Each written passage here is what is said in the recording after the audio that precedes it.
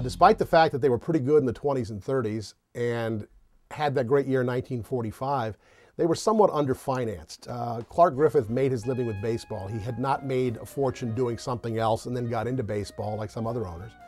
So, and plus he had multiple members of his family who worked for the team. So this was a situation where baseball was how they made their living, and as a result, they had to think of themselves first and the franchise second. So as a result, the caliber of play, the caliber of players that they were able to sign were not always first rate. I think the Senators in the late 30s, the 40s, through much of the 50s were run the way the Orioles have been run much of the last decade, by people who don't appreciate what it takes to put a winning product out on the field. It was a very poorly run franchise with, I think, a dysfunctional front office. The original Washington club only topped the 1 million mark in attendance one season out of 61. Actually, both clubs only one season out of 71.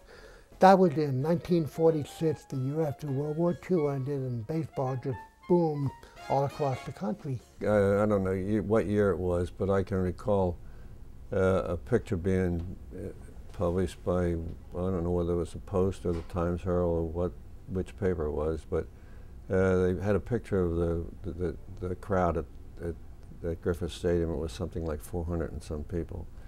And Mr. Griffith never spoke to the photographer again after that. I don't know.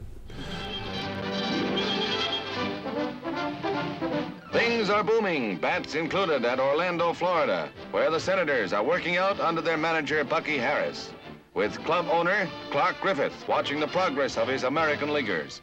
The Nats finished 7th last year, but are on the way up, says Sandalio Consuegra and other pitching staff stalwarts like Bob Porterfield.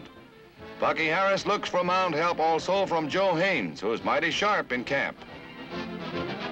There's a brand new catching staff hard at work, fighting for a regular berth on the team. So Bucky says we're out to win more games. Gil Cohen will help him do that. From all indications, the Senators will be making things hot for the league this year.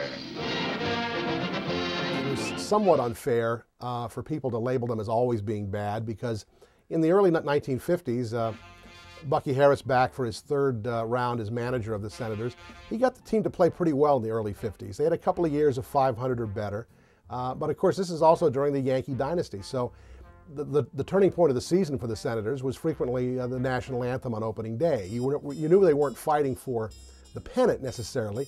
The whole idea was, can they finish in the first division? That is, in an 8-team league, can they finish in the top 4 teams? Well, that usually didn't happen, but you know, if you could finish at 500 or finish in the first division, to a Senator fan, that was almost the same as making postseason play. So I don't think the tag about first in war, first in peace, last the American League is necessarily true. It became kind of a catchphrase for a number of years, and the Washington Senators, the name of the franchise, became kind of a synonym for futility in baseball.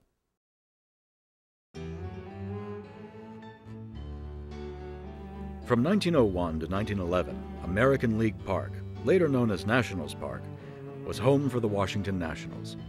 After a fire destroyed Nationals Park, a new stadium was constructed in its place in March of 1911. In 1920, Nationals Park was renamed Clark Griffith Stadium, after the owner of the Nationals, Clark Griffith. The last Major League game played at Griffith Stadium was on September 21, 1961. Howard University Hospital now stands in its place. Well, I think there are two Washingtons. I think there's what I call the Tim Russert Washington, which is, you know, Capitol Hill and politics.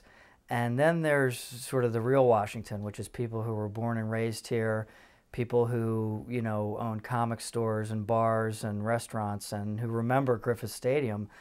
And leading up to us getting a team, and even before, these are the people that are conversant in Senators history, that when you mention Goose Goslin or Joe Judge or Walter Johnson, they don't reply with who is that, or they don't reply with, oh, great baseball player. Their reply is, oh, I remember seeing them play at Griffith Stadium. And it always elicits a lot of emotion, because they're either angry that we didn't get a team back, overjoyed that we have a team back, or they wistfully recall some, you know, memory about the beer garden at Griffith Stadium, the hot dogs, the time somebody got hit with a, with a pitch. It's deep in them. It's in their sense of place and their sense of person.